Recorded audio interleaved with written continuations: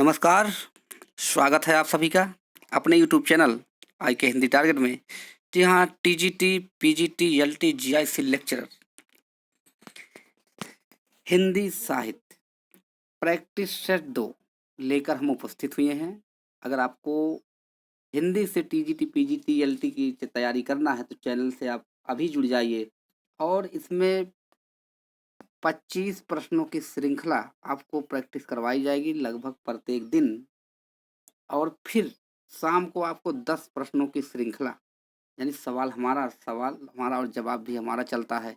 और ये प्रैक्टिस दोनों करवाई जा रही है। अगर आप पूरा वीडियो देखते हैं आपको बहुत फ़ायदा होने वाला है। आपको आने वाले समय में जब भी परीक्षा होगी आपकी एक सीट सुनिश्चित अवश्य होगी।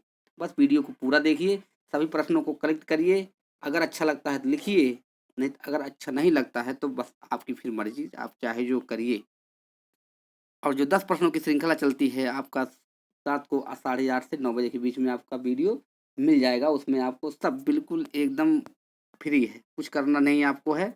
बस नेट अगर है ऑन करिए और आप देखते चले जाइए, कुछ करना नहीं, एक पैसा नहीं लगने वाला है।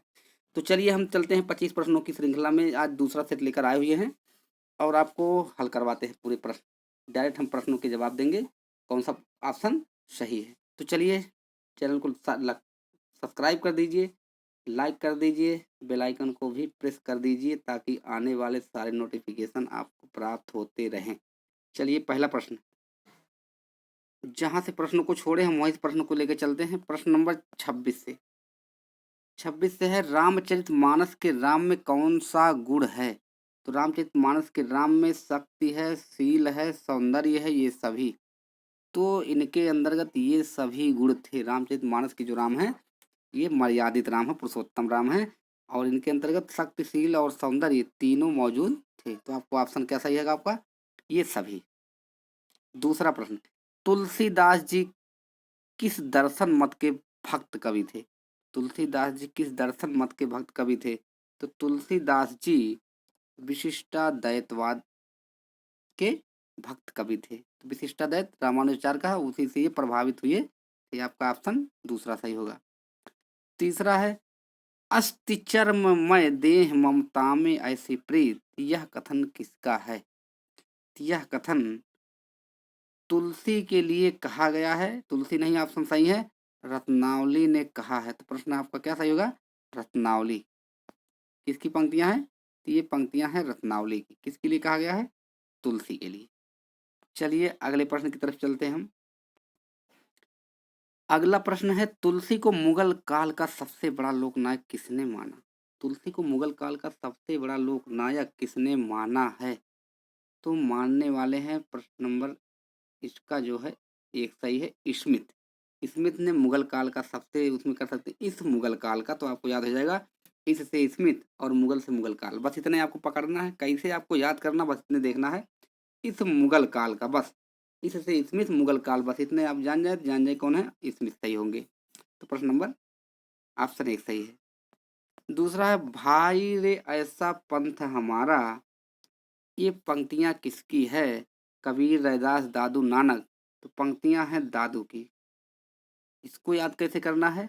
भाई रे ऐसा दादू हमारा, पंथ को हटा देंगे, वहां लिख लेंगे दादू, तो आपको कभी नहीं भूलेगा।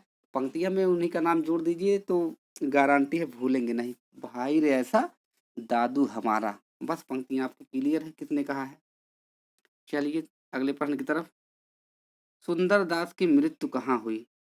सुंदर दास की मृत्यु कहाँ हुई है? तो अलग दरीबा, समरांथल, सांगानेर, भराने।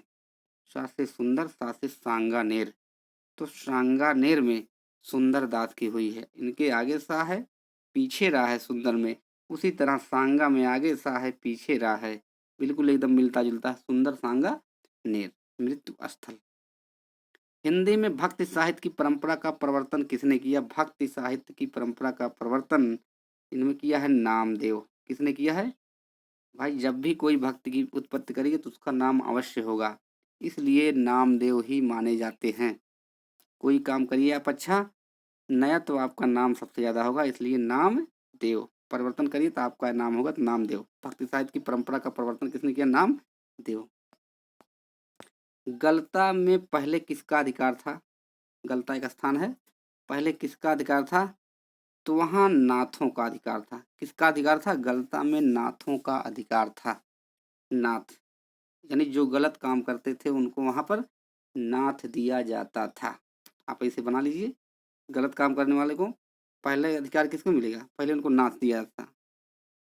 दूसरा अगला प्रश्न, तुलसी का जन्म किसने राजापुर नहीं माना है? तुलसी का जन्म किसने राजापुर नहीं माना है? तो बेनी माधव माने हैं, शुक्ल माने हैं, सिंगर माने हैं, हजारी प्रसाद ने नहीं माना है, क्योंकि इनके जन्म में विवाद है। हजारों जगह बताते हैं, इसलिए हजारी कहते हैं हम नहीं मानते, राजापुर हम नहीं मानेंगे, क्योंकि जब हजारों विवाद है इसलिए हजारी प्रसाद ने ही नहीं माना बांदा जिला राजापुर। चलिए अगले प्रश्न की तरफ। अगला प्रश्न है, प्रिया दास ने भक्तमाल की टीका किस नाम से लिखी? तो प्रिया दास ने भक्तमाल की टीका रस बोधनी के नाम से लिखी। किसके नाम से? रस बोधनी के नाम से प्रिया दास ने भक्तमाल की टीका लिखी है। चलिए अगले प्रश्न पर, तुलसी जी ने सबसे पहले मानस किससे सुनी? ये आपको ध्यान यही देखना, किससे सुनी, किसे सुनाई नहीं, किससे सुनी। तो सबसे पहले भाई जब भी कुछ सुनेंगे तो अपने गुरु से ही सुनेंगे। तुलसीदास ने मानस सबसे पहले नरहरियानंद यानी अपने गुरु से सुने थे। इनका दूसरा नाम है नरहरियानंद या नरहरदास, दोनों नाम मिलता है। सबसे पहले किससे सुने? नरहरियानंद से। और किसे सुनाई? तब होंगे रस खान का नंबर। सुने तो नरहरियानंद और सुनाई रस खान। अगला प्रश्न, तुलसी गंग दुयो भयो सुकवियन के सरदार। तो तुलसी गंग दुयो भयो सुकवियन के सरदार पंक्ति किसकी है? रहीम, तुलसी, गोरखनाथ, भिखारी दास। तो तुलसी गंग दुयो भयो मिलके भिखारी दास। यहाँ जो सुकवियन के सरदार उसको हटा दीजिए, बाकी अपना जोड़ लीजिए। तुलसी गंग दुयो भयो सुकवियन, तुलसी गंग दुयो भयो मिलके भिखारी दास। तो ये पंक्तियां हैं भिखारी दास की। एक दो बार रटेंगे तो आपको पूरी तरह से याद हो जाएगा। बस जैसे बता रहे हैं उसी तरह पढ़िए। रटने से कुछ नहीं होगा, आप दिमाग लगाइए, अपने आप से कुछ बनाइए, उस पर जोर डालिए तो अपने आप तैयार होगा। और सीधे आप उसको रट्टा मारेंगे तो भूल जाएगा, फिर मारेंगे फिर भूल जाएगा। उसको कैसे हमको याद रखना है, चाहे जिस तरह से याद करिए, बस उसको लेकिन याद होना चाहिए। आलवारों में राम भक्ति का प्रथम कवि किसे माना जाता है?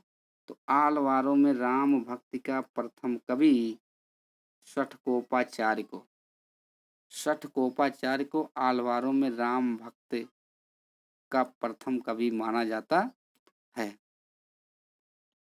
अगला प्रश्न, श्री संप्रदाय की प्रधान गद्दी कहाँ स्थापित है? जो श्री संप्रदाय की प्रधान गद्दी थी वो स्थापित है तोताद्रि में।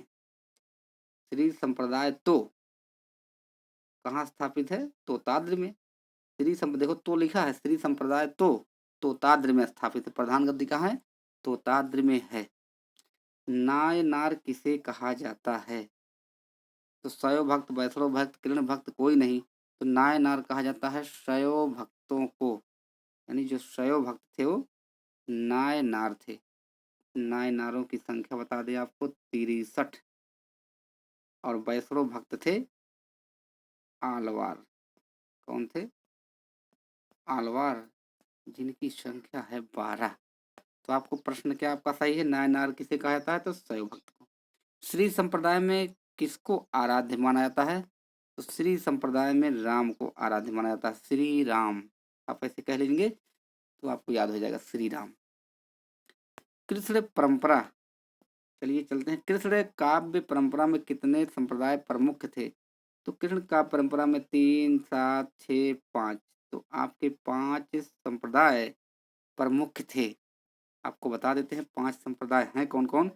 पहला आपका हो जाएगा वल्लभ संप्रदाय, दूसरा हो जाएगा राधा वल्लभ संप्रदाय, तीसरा आपका हो जाएगा सखी संप्रदाय, और चौथा आपका हो जाएगा गौड़ी संप्रदाय, और पांचवा आपका है निम्बार्क संप्रदाय। तो ये 5 संप्रदाय कृष्ण संप्रदाय में, कृष्ण काव्य में प्रचलित थे, यही प्रमुख संप्रदाय हैं। वल्लभ संप्रदाय वल्लभाचार्य, राजा वल्लभ संप्रदाय तो हित हरिवंश, सखी संप्रदाय हरिदास निरंजनी, स्वामी हरिदास निरंजनी। सखी संप्रदाय को टट्टी संप्रदाय, हरिदासी संप्रदाय कहा जाता है। और इसके बाद गौड़ी संप्रदाय चैतन्य महाप्रभु, और निम्बार्क संप्रदाय निम्बकाचार्य जी हैं। ये सब आप जानते हैं। तो ये 5 हो गए आपके। आगे चलिए। स्लेमा, राजस्थान के सलेमाबाद में सबसे बड़ी गद्दी किसकी है? तो राजस्थान में सलेमाबाद में सबसे बड़ी गद्दी निम्बार्क की है। सबसे बड़ी गद्दी किसकी है?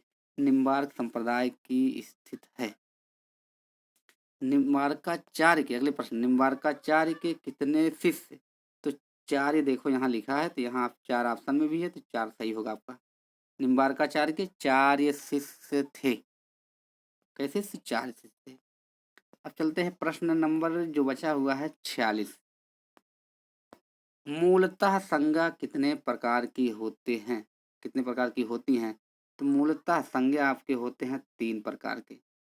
मुख्यतः संज्ञा, वो भी 3 प्रकार के। चाहे मूलतः पूछे चाहे मुख्यतः पूछे, अगर पूछे संज्ञा कितने प्रकार के तो 3 लगाइए। अगर दोनों ऑप्शन है 3 और 5 तो पहले आप 3 लगाइए, अगर 3 नहीं है तब 5 लगाइए, अगर दोनों है तो 3 लगाइए। दोनों में से जो होगा उसको लगाइए, नहीं तो प्रमुखता इसको।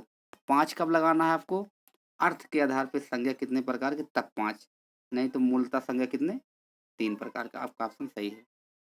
नाम हमारा खाक हम खाकी बंदे, पंक्तियां किसकी हैं? तो ये नाम हमारा खाक हम खाकी बंदे पंक्तियां हैं नानक कबीर मलूक रैदास, पंक्तियां हैं मलूक दास की।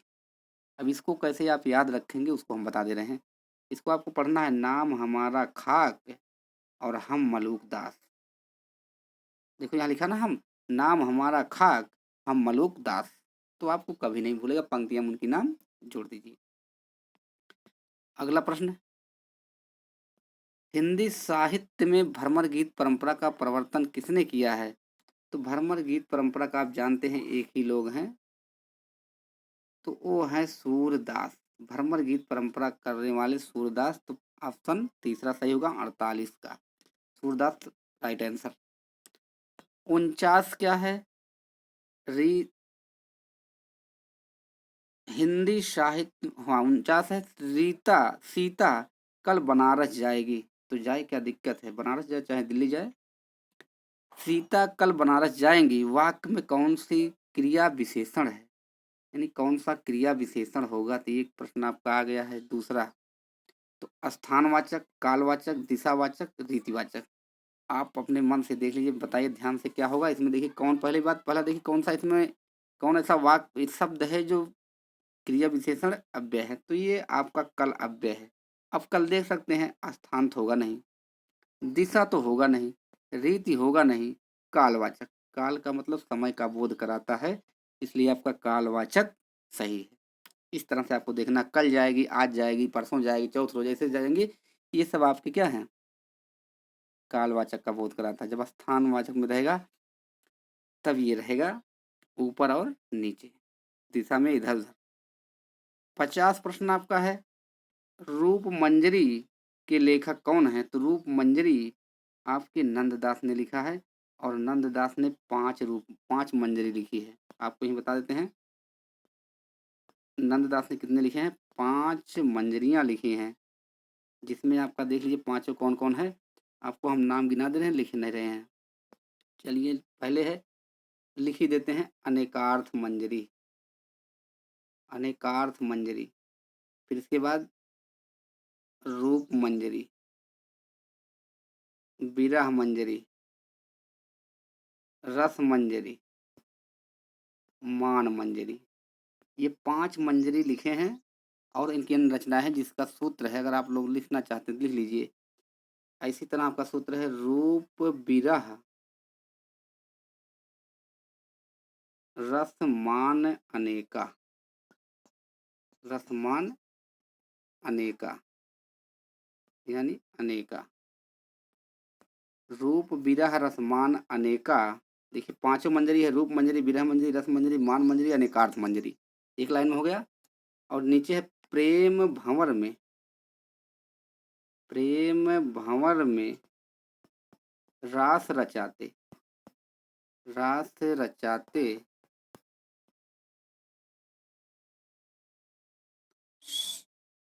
श्याम ने रुक्मणी नंद को देखा।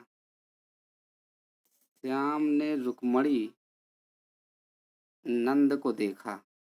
तो आपको ऐसे देखना है, रूप मंजरी, विरह मंजरी, रस मंजरी, मान मंजरी यानी काठ मंजरी, फिर है प्रेम भंवर, फिर है प्रेम बारा खड़ी, फिर भंवर गीत में साइलेंट है, रास पंचाध्यायी रचाते हुए, इसको छोड़िए, फिर श्यामा सगाई, फिर रुक्मणी मंगल। और नंद का मतलब नंद ने देखा, यानी नंद ने देखा का नंद दास की रचनाएं हैं। रूप विरह रसमान आने का, प्रेम भवन में रास रसाचे, प्रेम भवन में रास रचाते श्याम रुक्मणी ने नंद को देखा।